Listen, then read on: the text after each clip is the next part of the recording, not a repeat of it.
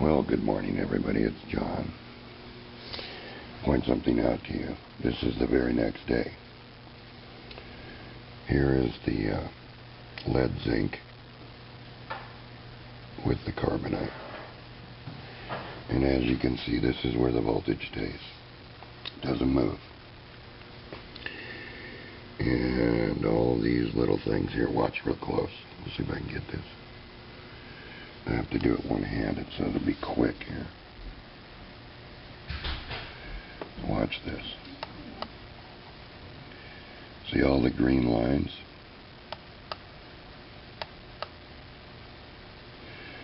That's the back charge on top of the cell's chemical from the battery. See, it stays at exactly 8 milliamps. Okay, now we have a scope set to the 0 line here on DC, and I'm just going to turn it to the DC, and this is 0.1 per division. So 1, 2, 3, 4, 5, 5 and 3/4, 6, almost 7 with the spikes. 0.7 volts is what's generating. So this is what's generating on top of the battery voltage from the oscillator. You can see it. It's in spikes. It's hard to see this scope. Let's see if we can focus this a little bit more.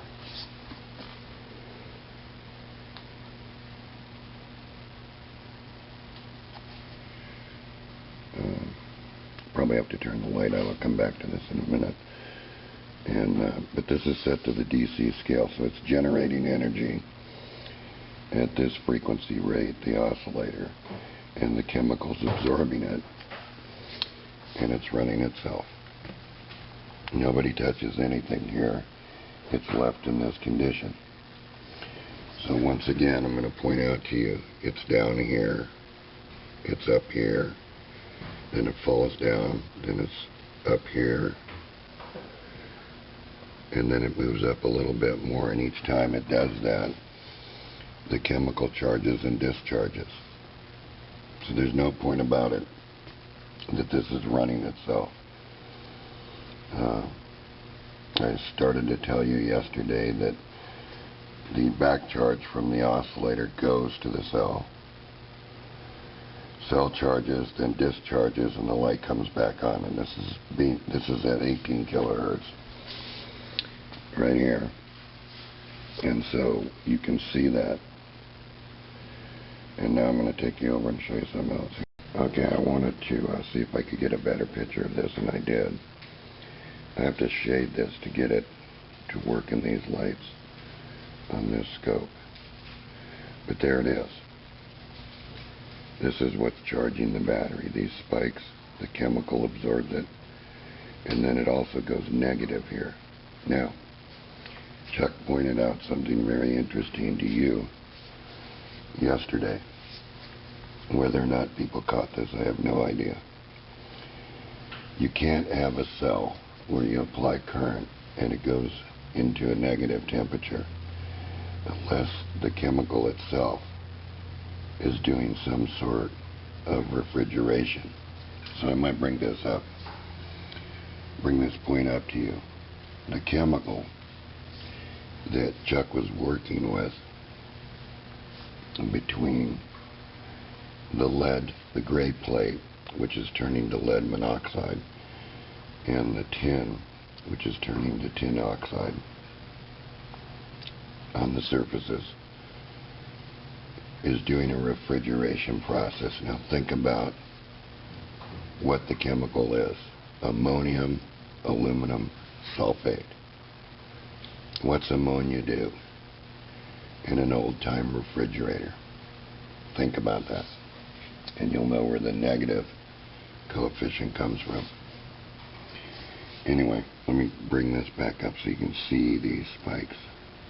There are all these little spikes on here. Hard to see on this because it's not really detailed, but there it is. It's the green. So So let's go over and look at Chuck's cell. Be back.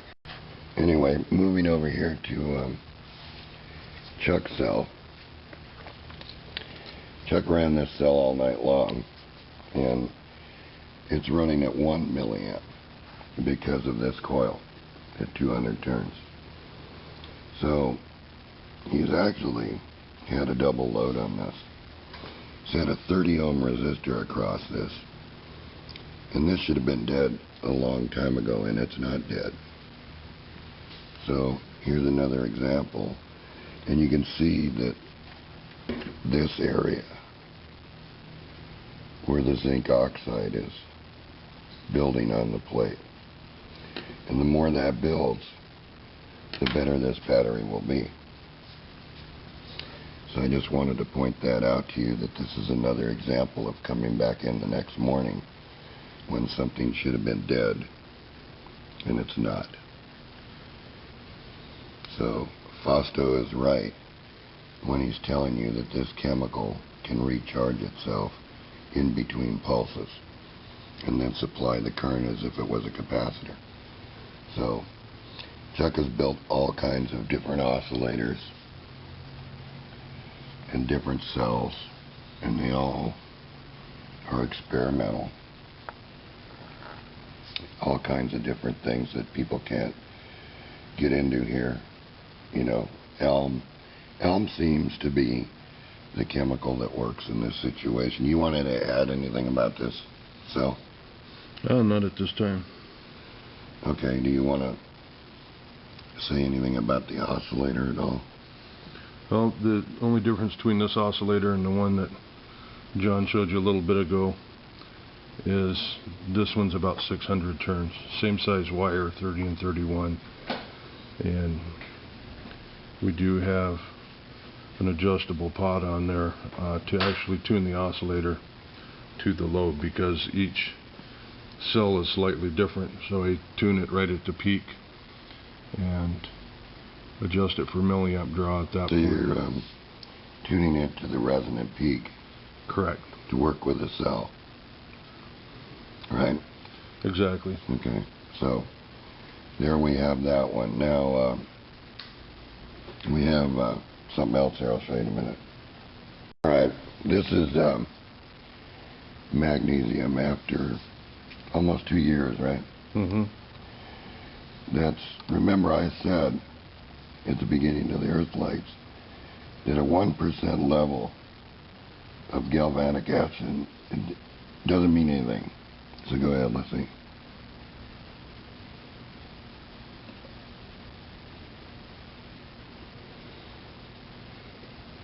There you go. So I'm showing you this. The magnesium is not sitting on anything, just sitting on top of the crystal. Move that off, Chuck, so they can see that. And the lights are out. Okay. So just set it back on the crystal, and there you go. You have your lights. Alright, anyway, back to this over here. So I don't want you to make any mistake about this. This is running itself. And that's why I asked out there on the forum if there's anybody that was familiar with streaming. Because what we would do is set up a camera in a caged area, and nobody would go in and out, and you could watch this yourself. Because this definitely is what the SG machine was all about. These little spikes to charge a lead acid battery. However, designing the battery for the system is the most important thing that you could do.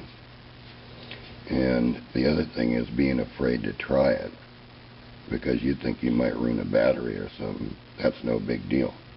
You can always get a battery, and you can always take one apart and make energy this way, and you could always have a light that was like this. So that's my claim. My claim is that it does exactly what I'm telling you here, because nobody touches this.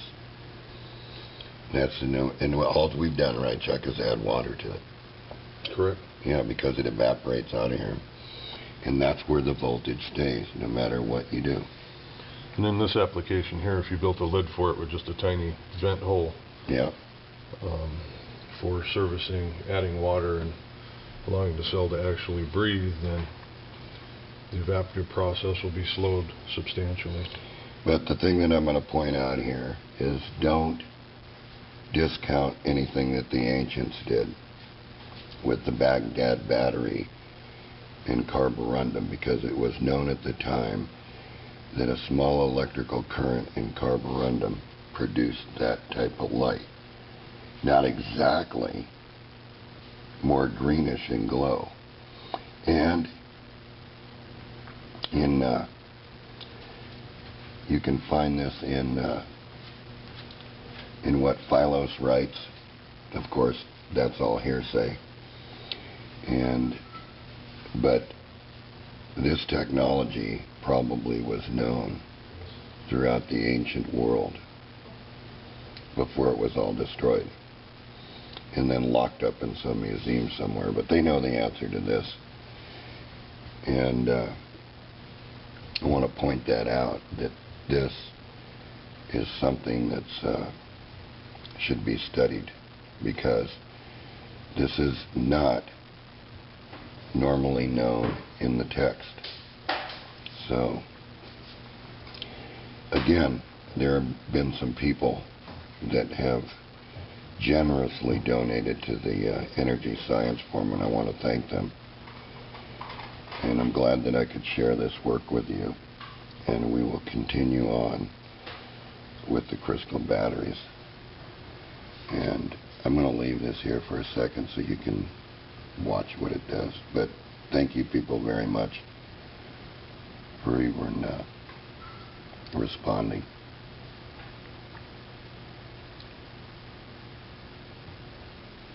This does not move. It is rock solid.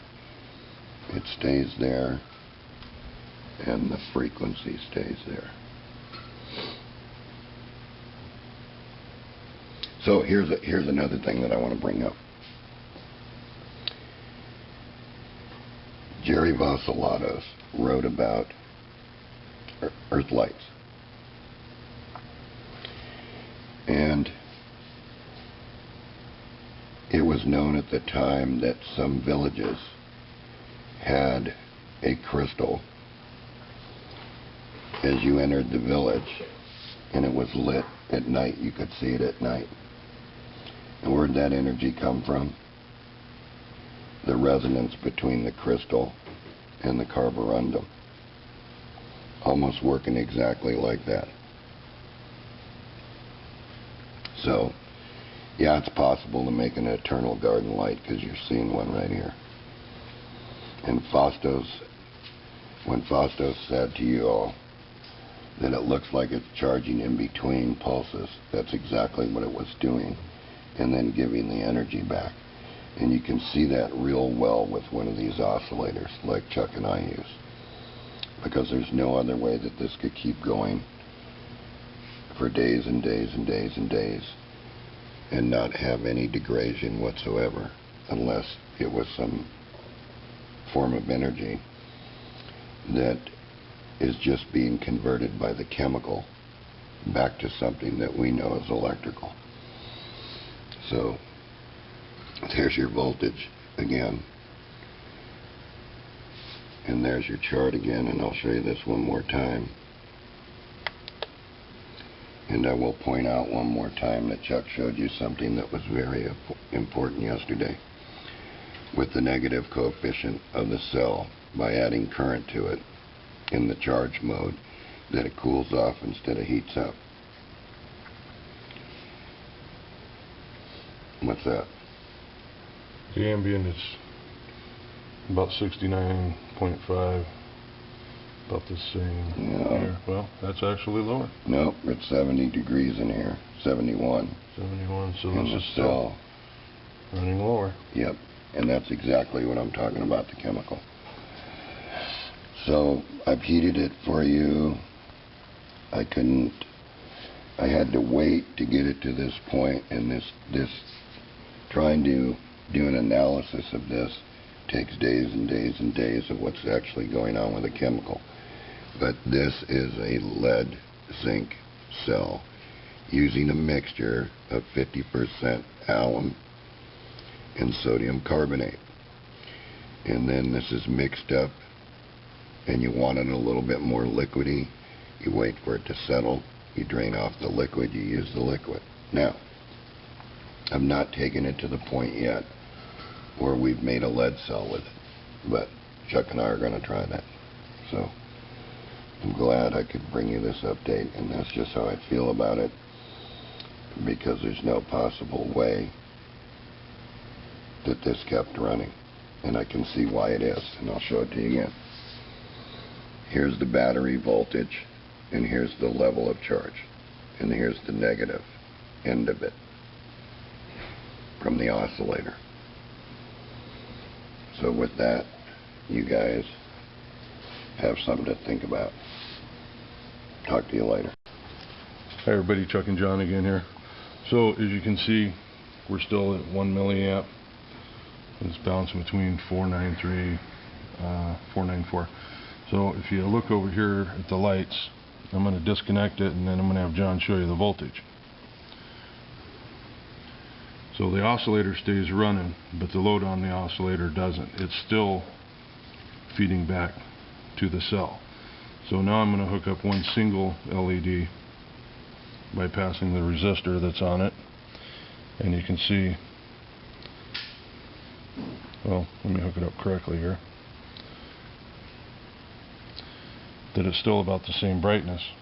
And if you look at the oscillator, or the voltage again, it's only about 100th or 1,000th of a volt different, actually. Yeah, that's one. Yeah, so it's how you tune this. So there we're off, and you can see the voltage hasn't changed. And then we'll go back on here, and you can see there's a bank of resistors on here. Those are all 30 ohm resistors.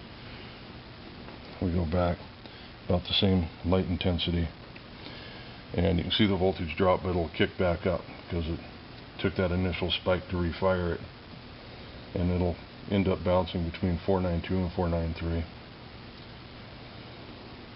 Quite an interesting cell, huh, Chuck? Yes, they are. Alright, so anyway, we just had to add this a little bit more, but thanks for watching. Alright everybody, I forgot to tell you that that this voltage here, this spike that you see, is over the battery, and this is 18 kilohertz. And I just want to point that out to you, that nothing, it charges, discharges, charges, discharges, and it settles where it's going to settle. And that's what you see this cell doing, is discharging, charging, discharging, charging. Okay, sorry I ran out of memory again. I like the camera, but it has no memory, just 2 gigabytes or whatever, and these take a long time. Anyway, this signal, I want to show you where it is. I want to leave nothing out here. It's right across the battery, so you're looking at what's across the top of this battery. That's the signal. And that's what's doing the charging. See, the oscillator goes positive and then drops below the DC line negative. Right here. So, I wish that this was a little easier to see, but unfortunately the lights here give a real problem with this scope. But I think you can see it, the spikes are here across the top at 18 kilohertz. Anyway, I guess with that you can see that it just sits there and bounces like this, and that's showing up here once again. Okay, great.